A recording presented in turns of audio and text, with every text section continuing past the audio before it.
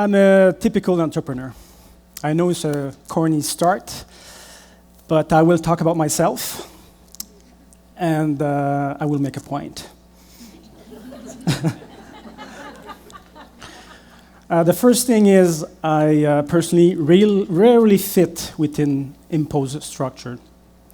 In fact, in my youth, I was barely structured. I was living in an apartment at 11 years old. Not alone, actually. I had my brother, who was 13. And my father was living in the same building, but far away in another apartment. So needless to say, I was going to bed a bit late. I was listening to a lot of TV. TV wasn't my friend, but I did listen to a lot of TV. And the thing that I learned were things that interested me because I did pretty poorly at school, you might imagine. I almost didn't go to school, but I learned myself. I took the resources I had at hand, and I learned what interested me. So that was while back then, in another century. And now technologies enable self-teaching person to do it themselves. There was an interesting talk by Sugata Mitra on TED. I don't know if you guys are aware of this talk about child education, but it's very insightful for me, this talk. Basically, his point is education is a self-organizing system that I learned myself in my youth, where learning is an emergent phenomenon. Learning is an emergent phenomenon. So what he did to prove his point, he went to remote places in India where education was scarce. He put children into a room, put a computer with internet connection on a table, wrote a question on the wall in English. The one I saw was a biology question. He told the children they had 2 months to answer the question and then left the room. When he came back, remember, it was a biology question. They didn't even speak in English. They answered the question themselves. So imagine what it does in the developed world. Imagine if my TV was a computer. I might have switched a few Cosby rerun and Family Ties for a TED Talk, hopefully. But what it tells me is we live in a world of autodidacts. The new creative class is filled with autodidacts. You know, the creative autodidacts doesn't like rules. You know, they create their own rules. They only want to improve themselves. They learn by themselves. They refuse boundaries. And now the world is full of these people. And the pace of change is so quick that change is the nitrogen for self-thinking people. I was lucky. I met a lot of these people. And one day I met the founders of Sid Lee, was 11 years ago. And together I think we created what we consider a successful company.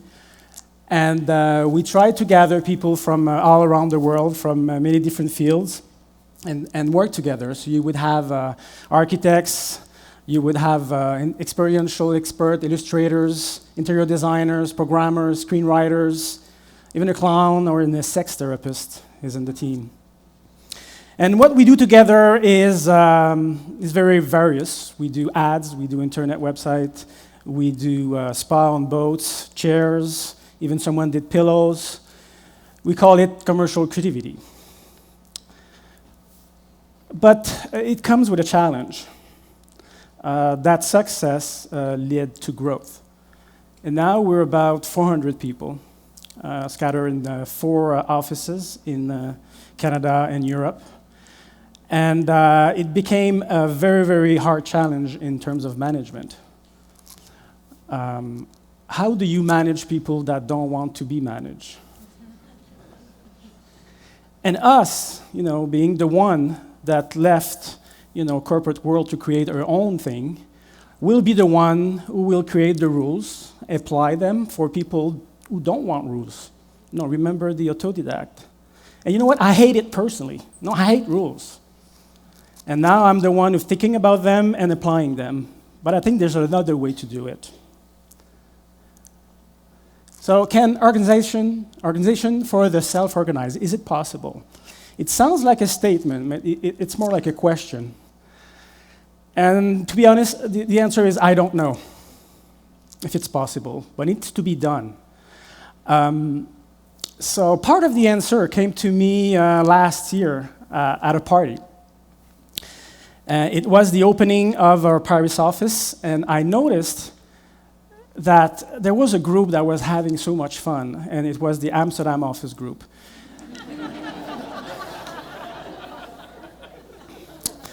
So I had a few hypotheses,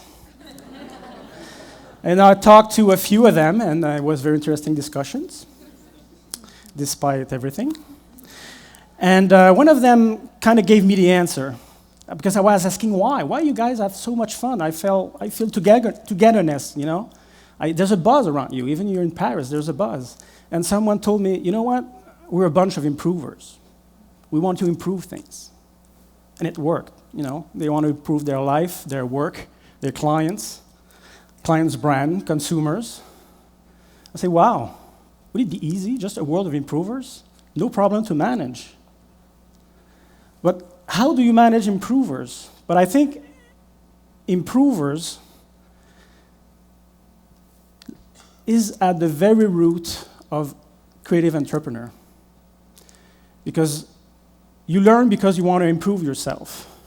You create new structures because you want to improve yourself. And I think improvers are the way. So is it a management litmus test? Can improvers, beside making sure that we apply less rules, can improvement be a litmus test for management? And I think it is. Because it gives you a direction to where to go and decision to make. Is our work improving? Are we improving our industry? Are we improving our skills? Are we improving ourselves? And are we improving to the expense of someone else? And you know what? The autodidacts, it's one of these questions. The answer is no. Problem arises. And improving, it's not a skill. It's a mindset. Can you manage a mindset? Is it possible? The only thing you can do is foster it. And one of the ways to foster it is by space, by creating space for them. So we thought about space. It's not about cool, it's not about beautiful. It's about space being able to tell other people what kind of behavior could unfold in a space. What kind of values is support. A large table where you could have 5 meetings at the same time says collectivity sharing. Everything is the decor says speak up, not shut up. It's all about the me going through the we for people, inspiring people. Space, physical space is one thing. And now we want to move to another thing. Oh, no, that's what happened when you leave people alone to start an office. It becomes very chaotic. And you need to embrace chaos. But chaos can't last that long because people hate chaos. It's near chaos that's very productive once in a while. So these are the guys from the Paris office at the early beginning. And this guy there is an artistic director, but also the plumber for the first 3 months. Because he wanted to do so. So we let them do it. And at one point it gets organized by itself, and the groups start to work together and grow. So the next step for us, is it possible to create virtual space,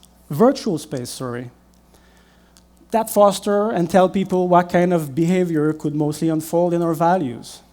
So we call it our human operating system. So it's called Quickly. It's in the beta version. And it's a place where people share data, of course, but everyone's are invited to talk about themselves. And if people can organize their social life, maybe they can organize their work life as well. So when you look for document information, you would look also for people. and then create relationship with people you wouldn't met, in the space we described before. But also you could meet people with same ideas or ideas that they had, and maybe you could share.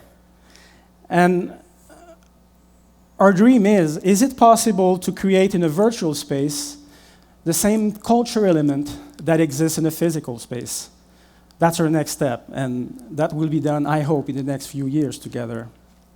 So in a nutshell, the role of an organization is less about organizing and a lot more about creating an environment for improvers to grow. And that's a shift. And it's hard to do on a large scale, but we try to tackle that. So in true TED fashion, I would have the complete answer. And we'll work it out, and as it is, every day we're thinking about it, and then once we come with more answers, we'll share it with you. Thank you.